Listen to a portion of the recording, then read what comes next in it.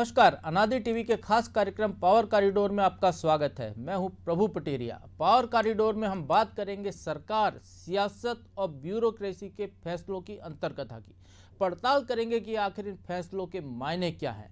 हमारे साथ रहेंगे अनादि टीवी के ब्यूरो हेड ब्रजेश चौक से। तो शुरू करते हैं खबरों की खबर लेने का सिलसिला।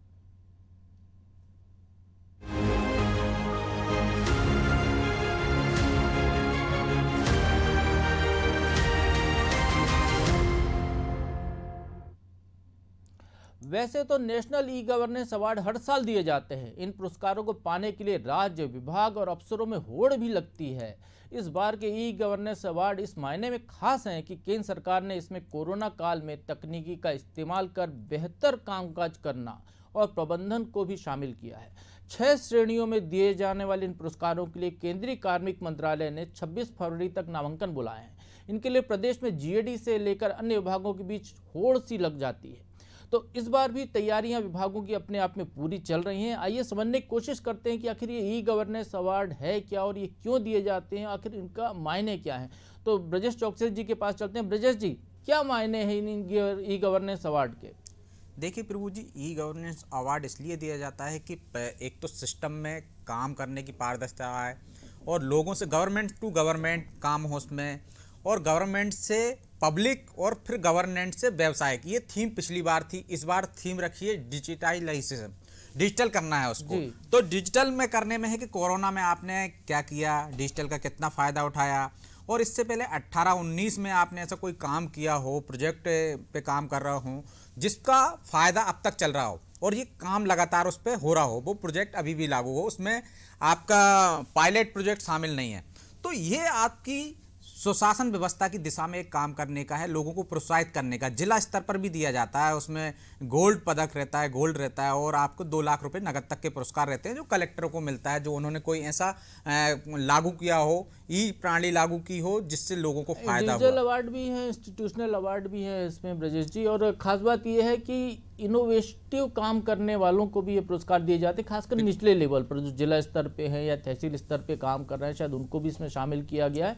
और ये जैसा आप बता रहे हैं, एक बड़ी उपलब्धि इसमें यह है कि कोरोना के काल में जबकि लॉकडाउन था उस समय सूचना तकनीकी का प्रयोग करके लोगों तक तरह तरह की सुविधाएं पहुंचाना, जानकारियां पहुंचाना, ये सारा जो काम हुआ है, शायद इस बार उसका समावेश उस अवार्ड में किया जा रहा है। बिल्कुल प्रभु जी, उसका समावेश किया जाएगा। 6 श्रेणियों में होगा जो आपको 20 तारीख तक सामान्य प्रशासन विभाग को देना होगा, फिर वो कार्मिक विभाग को भेजेंगे दिल्ली। उसमें से चयन होगा, पूरे देश भर में से मंगाए जाते हैं और जो भी उसमें अच्छा रहता है जिनका, उनको अवार्ड दिया जाता है और अन्य राज्यों से वो प्रेरित होकर वो उसको लागू कर सकते हैं। तो हमने देखा है हमारे यहाँ भी पंच परमेश्वर पोर्टल था, इसको भी मिल चुका है, और आपका ये आयुष्मान भारत योजना को भी मिल चुका है। विभिन्न प्रकार की योजनाओं को मिला है, गवर्नेंस अवार्ड भी हमें मिला है। तो बहुत सारे हर साल ये दिया जाता है कि आप प्रोत्साहित हों, जो अधिकारी हैं उनको अवार्ड मिलता है, निश्चित तौर पर दूसरे प्रभावित होते हैं और उससे प्रेरित होते हैं, उनको भी आगे वो ऐसा काम करने की कोशिश करते हैं। इसी तरह से राज्य भी प्रेरित होते हैं कि एक राज्य को मिला है तो हमें भी मिले किसी मामले में। तो कोरोना काल इसके लिए बहुत अच्छा वो है कि किस तरह से आपने काम किया, ई ऑफिस की दिशा में बढ़े, आप डिजिटल का फायदा लिया, क्या क्या काम किए, तो उसमें दावे किए जाएंगे अलग अलग विभागों से और उसमें से जो चयनित होंगे उनको अवार्ड मिलेगा। ब्रजेश जी, तो क्या ये अनुमान लगाया जा सकता है कि इस बार जो एक अवार्ड जो मिलना है, यदि हम कहें ई गवर्नेंस का जो अवार्ड मिलना है, कि कोरोना के दौरान मध्य प्रदेश के मुख्यमंत्री अस्पताल में बैठकर ई तकनीक का उपयोग करके अपना कामकाज करते, देखिए वो मीटिंग्स लेते थे, दिशा निर्देश वहाँ से जारी करते थे। फिर एक दौर ऐसा आया कि मध्य प्रदेश के तमाम मंत्री, कोई मंत्री गाड़ी में चलते हुए कैबिनेट की बैठक में शामिल हो रहा था, कोई खेत में अपने बैठा हुआ था, वहाँ से कैबिनेट की बैठक में शामिल हो रहा था। एक वर्चुअली कैबिनेट की बैठक होने लगी थी मध्य प्रदेश में। तो ये जो प्रयोग हुआ है, ये कहा गया कि केवल देश में पहला राज्य है मध्य प्रदेश जिसने इसको सबसे पहले अपनाया। तो इस तरीके के जो प्रयोग किए गए, तो इसको लेकर क्या जीएडी दावा करेगा या मुख्यमंत्री सचिवालय अवार्ड के लिए दावा कर सकता है? निश्चित तौर पर देखिए प्रभु जी, मुख्यमंत्री सचिवालय भेज सकता है जीएडी को, उसी के माध्यम से जाएगा आपको केंद्र सरकार के पास। और वर्चुअल कैबिनेट अपने यहाँ ही हुई सबसे पहले। मुख्यमंत्री को हमने देखा है चिरायु अस्पताल में बैठ के वो किस तरह से कैबिनेट को संबोधित कर रहे थे और कोरोना के दौरान जो कार्रवाइयाँ हो रही थी उसकी समीक्षा कर रहे थे पूरी बाकायदा। इसके बाद भी आगे भी काम हुए, विभागों के भी काम हुए, सबको घर बैठकर लोग काम कर रहे थे किस तरीके से, और विभागों ने अलग अलग तरीके से काम किए जो कोरोना काल में।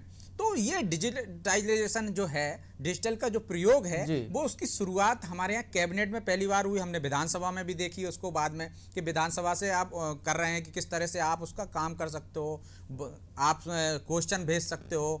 तो इस तरह से बहुत सारे प्रयोग हुए हैं मध्य प्रदेश में, और सबसे ज़्यादा जो चर्चित रहा है वो वर्चुअल कैबिनेट का रहा। वर्चुअल रैलियां भी हमारे यहाँ हुई, हालांकि वो प्रधानमंत्री जी ने भी की थी, लेकिन हमारे यहाँ भी हुई। हमने देखा कि गाड़ियों में बैठ के किस तरह से वो तो राजनीतिक प्रयोग था ब्रजेश जी, लेकिन वर्चुअली जो है कार्यक्रमों का उद्घाटन करना, वर्चुअली लोगों को उनको मिलने वाली राशि को सिंगल क्लिक से देना, इस तरीके के बहुत तरह तरह के प्रयोग मध्य प्रदेश में वाकई में किए गए हैं। और एक अपने आप में ये मिसाल बनकर सामने आया है कि वल्लभ भवन में बैठकर मध्य प्रदेश के अकेले मुख्यमंत्री वल्लभ भवन में बैठे हुए हैं 2-3 अधिकारियों को लेकर, और पूरे देश के युवाओं से, छात्रों से वो बात कर रहे हैं, वहाँ से सवाल जवाब हो रहे हैं, या कभी सड़क किनारे जो वो रेहड़ी लगाने वाले हैं या हाथ ठेला चलाने वाले, उनसे बात करके वो जो है योजनाओं की समीक्षा कर रहे हैं। ये अपने आप में एक नया प्रयोग मध्य प्रदेश की सरकार ने करके दिखाया, और स्वाभाविक तौर पर अंदाजा लगता है इससे कि इस बार के ई गवर्नेंस अवार्ड में राष्ट्रीय स्तर पर मध्य प्रदेश एक से ज़्यादा पदक तो हासिल कर ही सकता है।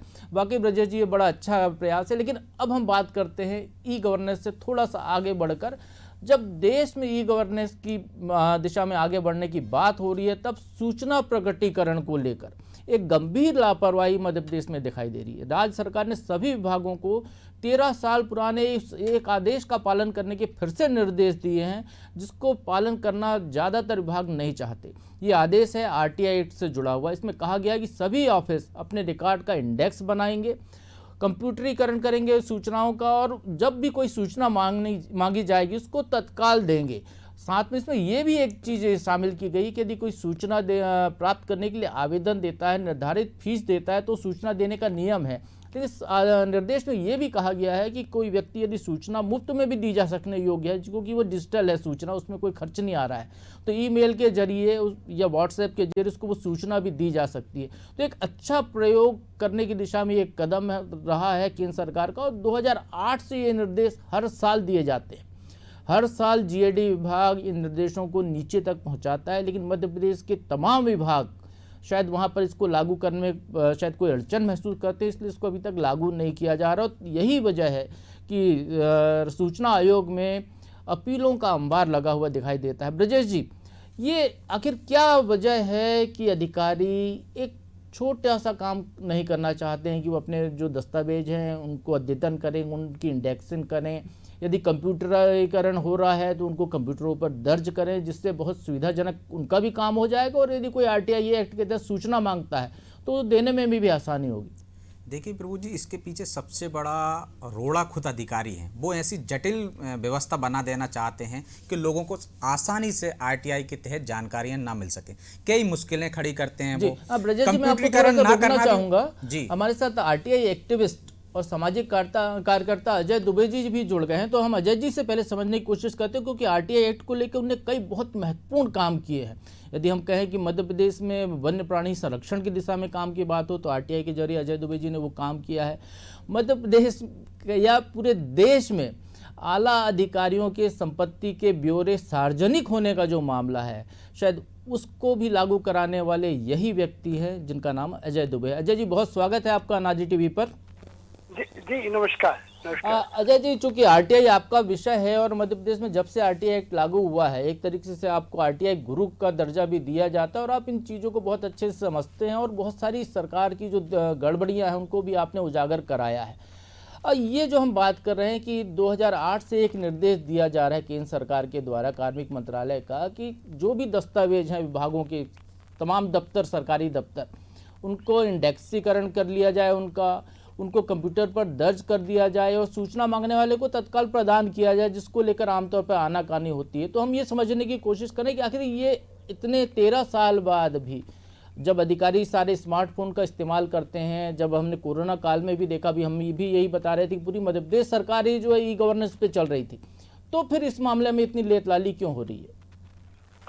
देखिए, जब ये आरटीआई एक्ट 2005 में आया था, तो उस समय डिजिटल इंडिया का सपना भी उसी वक्त शुरू हुआ था।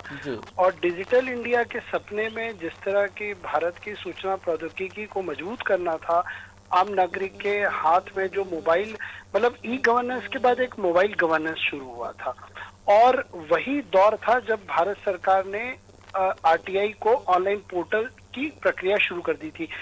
उस वक्त आरटीआई एक्ट के सेक्शन 4 में 2005 के कानून में उसी वक्त ये लिख दिया गया था कि जितना इलेक्ट्रॉनिक जो डिजिटल रिकॉर्ड है उसमें भी इंफॉर्मेशन प्रोवाइड की जाए। तो ये एक्ट बनाने वालों की मंशा थी कि लोगों को आईटी इंफॉर्मेशन टेक्नोलॉजी की क्रांति में आरटीआई भी मदद करे।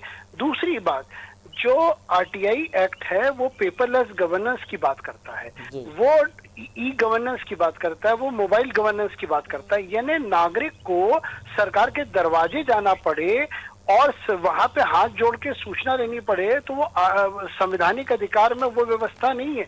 उसमें तो सरकार का दायित्व, ड्यूटी है, फंक्शन है कि आप नागरिक को सुविधा तक पहुंच उपलब्ध कराएं।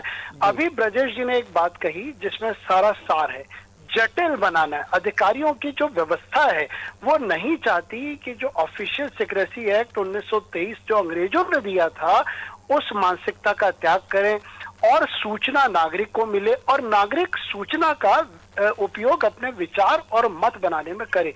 तो निश्चित तौर पर जटिलता, कठिन और डिजिटल इंडिया के सपने और पेपरलेस गवर्नेंस के सपने को रोकने के लिए आज तक राज्य सरकार ने अभी इस पे पहल नहीं करी। और केवल आप आश्चर्य करेंगे, केवल 2 ही 3 राज्य हैं जिनके आरटीआई पोर्टल में आप ऑनलाइन आरटीआई फाइल कर सकते हैं और केंद्र उसको बजट भी दे रहा है, लेकिन मध्य प्रदेश में साकार नहीं हुआ। अजय जी, ये अब जो सूचना आयोग है मध्य प्रदेश का, क्या वो इसको लेकर सरकार को फोर्स नहीं कर सकता है, कोई दबाव नहीं डाल सकता है? जैसा आप कह रहे हैं कि आरटीआई पोर्टल नहीं बना है, हमने देखा है केंद्र सरकार के किसी विभाग से किसी को कोई जानकारी लेना है तो उसको दिल्ली तक जाने की जरूरत नहीं है, पोस्ट ऑफिस तक जाने की जरूरत नहीं है, वो अपने घर बैठे कंप्यूटर से ऑनलाइन आवेदन फाइल कर सकता है। वो सुविधा भी मध्य प्रदेश में अभी तक नहीं मिल रही। और ये यदि हम कहें कि कोई दस्तावेजों को भी संभालने का काम भी नहीं हो रहा, तो क्या जो कमीशन है, अपना आयोग है, वो इस दिशा में कोई दबाव बना सकता है?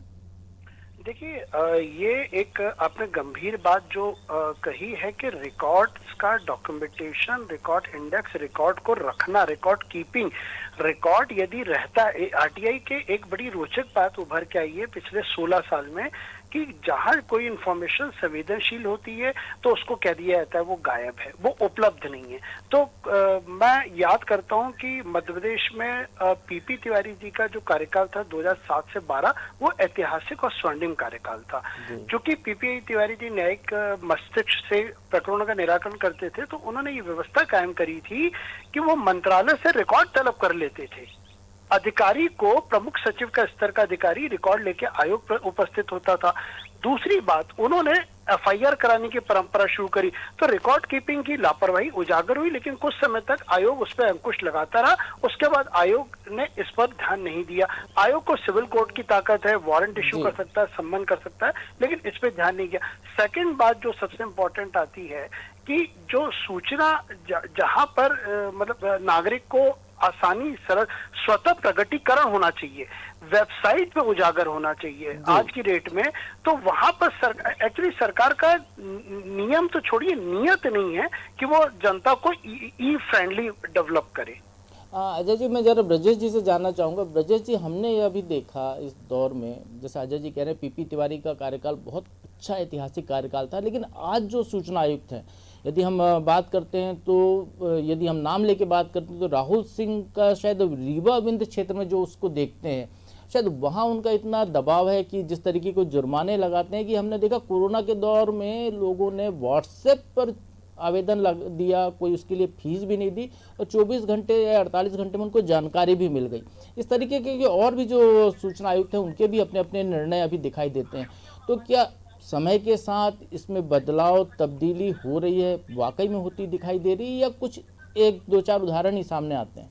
देखिए प्रभु जी, मैं इसमें अजय जी की बात को लेना चाहूँगा कि जो पीपी तिवारी जी का उन्होंने उदाहरण दिया और उन्होंने ये भी कहा कि अधिकार हैं, आप वारंट इशू कर सकते हो, आप तलब कर सकते हो। उन अधिकारों का उपयोग कौन कर रहा है ये व्यक्तिगत होगा। यदि आप किसी एक सूचना आयोग की बात करते हैं तो उनके व्यक्तिगत रुचि है कि वो कार्य कर सकते हैं। हम चुनाव आयोग की बात करें तो टीएन सेशन का दौर याद करते हैं लोग, क्योंकि उनके पास अधिकार सब हैं। उन अधिकारों का उपयोग कौन कर रहा है और किस उद्देश्य से कर रहा है, ये महत्वपूर्ण है। अब आप राजनीतिक नियुक्तियों करोगे तो कहीं ना कहीं आपका झुकाव तो उस पक्ष तक रहेगा ही, सरकार की बचाव तक का रहेगा। तो इस कारण जो इच्छा शक्ति है, नियम कानून आपके पास पूरे हैं, आपके पास हथियार हैं, सब कुछ है, लेकिन आपको चलाने में आपको संकोच हो, तो वो संकोच वहाँ नहीं था तिवारी जी के पास, जो यहाँ देखने को। यदि सूचना आयुक्त चाहें, सूचना अधिकार के तहत जिसको चाहे उसको जानकारी दिलवा सकते हैं, तलब कर सकते हैं, सख्त कार्रवाई कर सकते हैं, लेकिन वो उपयोग करते हैं या नहीं करते, ये व्यक्तिगत उन पर निर्भर करता है। हम देखते हैं कि मध्य प्रदेश वो है कि गृह विभाग सहित ऐसे कई डिपार्टमेंटों को उन्होंने सूचना के अधिकार से बाहर कर दिया है।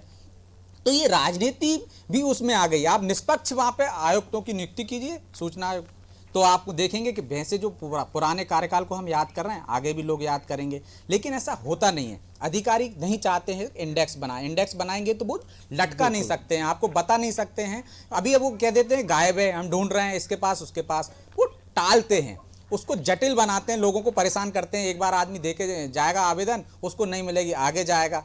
तो परेशान करने की जो नीयत है वो इसलिए ही है कि लोगों को आसानी से जानकारी ना ले पाएं और परेशान हो जाते हैं। तो 50% लोग, 25% लोग तो कम हो गए, परेशानी के कारण लगाते नहीं है आरटीआई। जो लगाते हैं वो या तो लड़ते चले जाओ। आप आयोग में देखो, आप सूचना आयोग में कितने सारे मामले पेंडिंग पड़े हुए हैं जी। यदि हम देखें तो वार्षिक रिपोर्ट जो दी जानी चाहिए उसमें भी मध्य प्रदेश पिछड़ा हुआ है, और महिला अधिकारी, सूचना अधिकारी बनाने के मामले में भी हम पिछड़े हुए हैं। इसमें हमसे बेहतर छत्तीसगढ़ को देखा जाता है प्रभु जी। अजय जी, चूंकि हम जिक्र किया गया है पीपी तिवारी जी का, तो चूंकि वो शायद न्यायिक पृष्ठभूमि से आए हुए थे, उनको डिसीजन लेने का पुराना अनुभव था, शायद ये एक वजह रही, और वो पहले सूचना आयुक्त थे मध्य प्रदेश के, तो इसलिए शायद उन्होंने ये काम किया। चूँकि हर तरीके के लोगों को सूचना आयोग में लिया जाता है, चाहे वो जर्नलिज्म के पेशे से हों या और भी दूसरे पेशे से, और रिटायर्ड अधिकारी खासकर इन पदों पर जाना ज़्यादा पसंद करते हैं।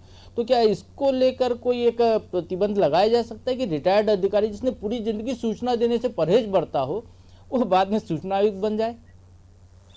देखिए, ब्रजेश जी की बात में मैं फिर कहूँगा कि उन्होंने तो ये कहा है कि आपकी इच्छा हो तो आप दीजिए, इच्छा है तो सरकार पे अंकुश लगाइए जी।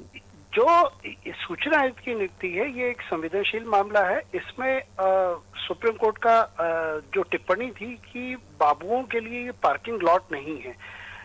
यदि सूचना आयुक्त के लिए आपकी जो योग्यता है वो न्याय क्षेत्र है, प्रबंधन है, आपका एक्टिविस्ट है, जर्नलिस्ट है, सब है, लेकिन अभी तक मध्य प्रदेश में एक तरफा झुकाव राजनीतिक विचारधारा का रहा है।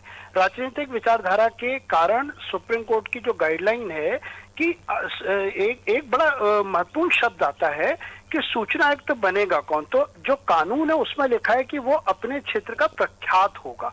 प्रख्यात को मुख्यमंत्री की अध्यक्षता की समिति गवर्नर को प्रख्यात का विवरण लिखेगी। आप आश्चर्य करेंगे कि पिछले 10 साल में प्रख्यात के बारे में राज्य सरकार, चाहे वो पहले की सरकार हो या कमलनाथ की, प्रख्यात का विवरण ही नहीं उल्लेख होता।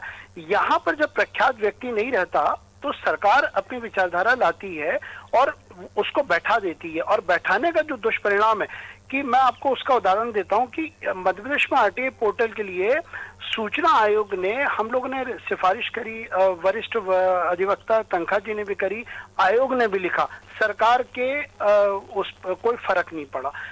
देखिए, मैं एक और चीज बताता हूँ कि केंद्रीय सूचना आयोग की जो कार्यप्रणाली है उस पर आप गौर करेंगे तो उनके यहाँ मंत्रालय का विभाजन होता है कि एक सूचना आयुक्त तो 4 या 5 मंत्रालय देखेगा। हमारे यहाँ उल्टा है। हमारे यहाँ जो विभाजन है वो ये है कि रीवा इनको दे दिया, जबलपुर उनको दे दिया, संभागवार विभाजन है हमारे यहाँ। तो जब आप संभाग में जाते हैं तो जो लोक सूचना अधिकारी होता है वो क्लास 2 ऑफिसर होता है, उसको आप डांटिए, हड़काइए, उसमें एक्ट में परिवर्तन नहीं होता।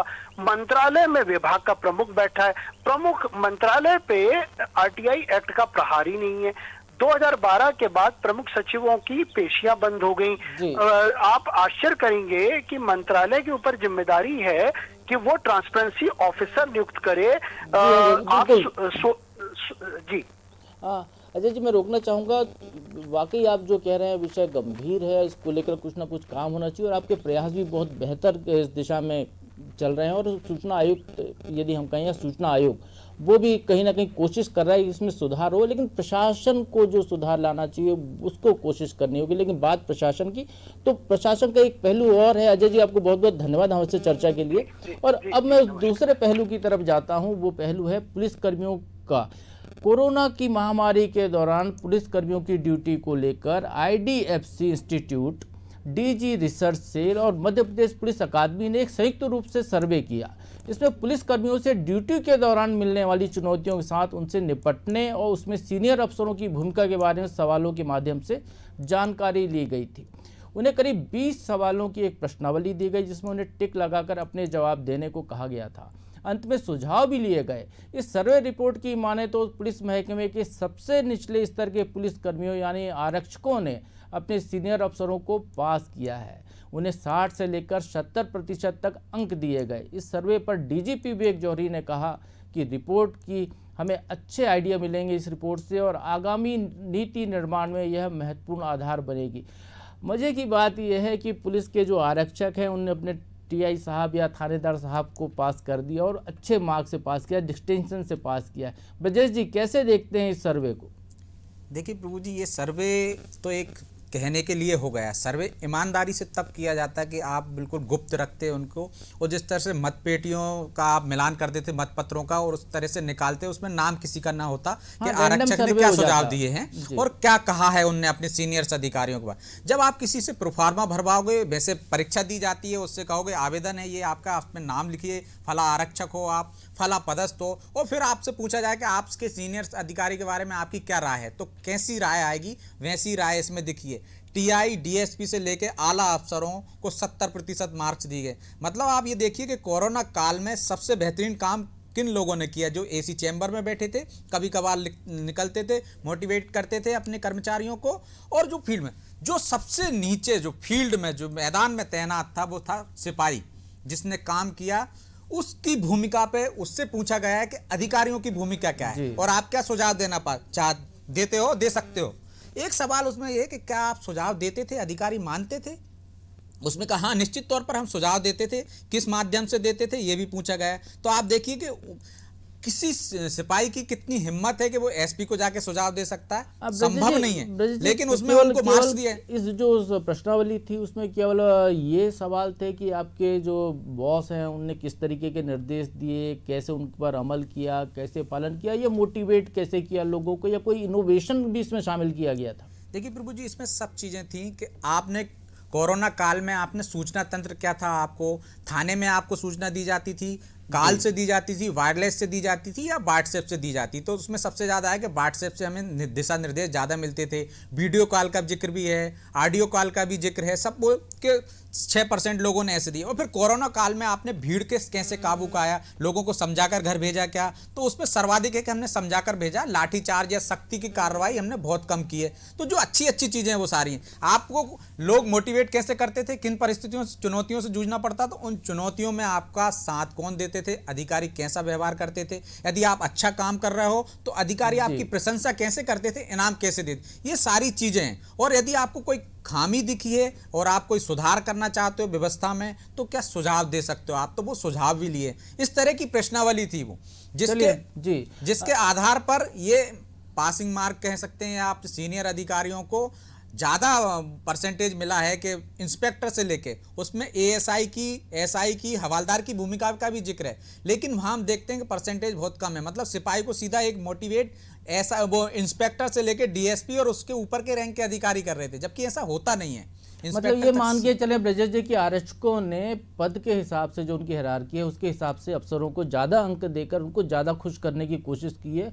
जो निचले पद पे अधिकारी थे उनको कम अंक दिए हैं। चलिए, ये तो वही बात पुलिस आरक्षकों की। और मध्य प्रदेश की यदि हम बात करते हैं तो एक अच्छा इनोवेशन जो पुलिस विभाग का भी हम चर्चा कर रहे थे। इसके अलावा यदि हम कहें कि मध्य प्रदेश की सरकार की बात करें तो शिवराज सिंह चौहान सरकार शायद देश की ऐसी इकलौती सरकार साबित हो सकती है जिसकी कई योजनाएं या तो दूसरे राज्यों ने अपनाई या केंद्र सरकार भी उनको लगातार लागू कर रहा है। तो इसमें एक बड़ी बात यदि हम कहें कि लाडली लक्ष्मी योजना जो शिवराज सरकार की थी पिछले कार्यकाल की, कन्यादान जैसी योजना वो लेकर आए थे जिसको पूरे देश में अपनाया गया।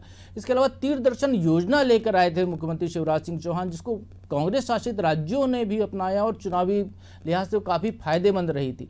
शिवराज सरकार की यदि हम बात करें तो 2008 के वाले रिजिम की एक योजना थी, गांव में लोगों को उनके जो आवासीय भूमि है उसके पट्टे देने की। वही योजना प्रधानमंत्री ग्राम स्वामित्व योजना बनकर हमारे सामने फिर आ गई है। और इसी तरीके से यदि जलाभिषेक की बात करते हैं, जो मध्य प्रदेश में एक व्यापक अभियान चलाया गया था जलाभिषेक का, खेत तालाब बनाने से लेकर कपिलधारा कूप तक का, और वही योजना अब जलाभिषेकम के नाम से वापस आई हो, जिसमें केंद्रीय मंत्री राजनाथ सिंह ने मध्य प्रदेश की भी तारीफ की है। तो ब्रजेश जी, ये मध्य प्रदेश सरकार के इनोवेशन है? अभी तक ये माना जाता था केवल कृषि कर्मण अवार्ड पर ये मध्य प्रदेश का अधिकार है, या अब ऐसी योजनाओं को लिए भी मध्य प्रदेश को कोई तमगा मिलने वाला है? बिल्कुल प्रभु जी, मिलना ही चाहिए मध्य प्रदेश को, मध्य प्रदेश सरकार को, खासकर शिवराज जी को, कि उन्होंने जनहितैषी योजनाएं बनाई। इसके पीछे हम शिवराज जी का बैकग्राउंड देखते हैं कि वो जमीन से जुड़े हुए नेता हैं। उन्होंने लोगों की वो परिस्थितियां देखी हैं, चाहे इस लाडली लक्ष्मी की योजना की आपने जिक्र किया, चाहे मुख्यमंत्री कन्यादान योजनाओं की जिक्र हो, चाहे गर्भवती महिलाओं तक की योजना, उन्होंने वो योजनाएं महिलाओं से बात करने के बाद बनाई हैं, पंचायतें बुला के बनाई हैं, वो अलग बात है। लेकिन शिवराज जी ने वो देखी हैं, उनकी परिस्थितियों को जाना है, क्योंकि वो उन पृष्ठभूमि से आए हैं, ग्रामीण पृष्ठभूमि से। उन्होंने जो परेशानियां थी उसके आधार पर उन्होंने जनहितैषी और लोकप्रिय योजनाएं बनाई। ब्रजेश जी, मध्य प्रदेश में भाजपा की सरकार है, केंद्र में भाजपा की सरकार है, उन योजनाओं में अच्छा काम होने की तारीफ तो मध्य प्रदेश की जाती है, लेकिन ये श्रेय नहीं दिया जाता राज्य को कि इस राज्य ने ये योजनाएं बनाई थी जिसको केंद्र ने लागू किया है। देखिए प्रभु जी, ये मध्य प्रदेश की कई योजनाएं हमने देखा है बिहार में भी लागू हैं, उत्तर प्रदेश में भी हैं लागू, और केंद्र सरकार ने भी 2 योजनाएं हमें वापस की हैं, वो कहीं ना कहीं से मध्य प्रदेश से प्रेरित हैं। तो जैसे प्रधानमंत्री जी की किसानों के लिए योजना है कि वो 6,000 रुपये देते हैं, 4,000 उसमें शिवराज जी देते हैं। तो योजनाओं का आदान प्रदान राज्यों से एक दूसरे को चलता रहता है, लेकिन पूरे देश में लागू करना है तो मुझे लगता है इस कारण केंद्र उसका अलग नाम देता है, या उसको इस हिसाब से बनाना चाहता है कि एक राज्य की ना हो, ताकि दूसरे लोगों को, या जो कांग्रेस शासित राज्य हैं, दूसरे दलों के राज्य हैं, उनमें ये ना हो कि भाजपा की हम एक वो कर रहे हैं। केंद्र की योजना है तो सारे लागू करें। कहीं ना कहीं मुझे ये लगता है कि ये एक वो रहा होगा। मध्य प्रदेश को श्रेय तो सिर्फ राजनाथ जी ने ही दे दिया कि बहुत अच्छा काम किया है, पहले भी किया, उन्होंने इसका जिक्र भी किया था कि पहले भी शिवराज जी ने बहुत अच्छा काम किया है इस योजनाओं में, और उसी की तरह इस योजना में भी बेहतरीन काम हुआ है। चलिए, मध्य प्रदेश को वाकई श्रेय तो मिल रहा है, भले ही योजना उनकी है, ये तमगा उनको वापस नहीं लौटाया जा रहा, लेकिन योजना में अच्छे काम का श्रेय मध्य प्रदेश को मिल रहा है। ये इस राज्य के लिए बड़ी उपलब्धि है। पावर कॉरिडोर में आज बस इतना ही। अगले हफ्ते हम फिर मिलेंगे सरकार की कुछ नए फैसले और उनकी अंतरकथा के साथ। तब तक के लिए मुझे दीजिए इजाज़त, और आप देखते रहिए अनादि टीवी।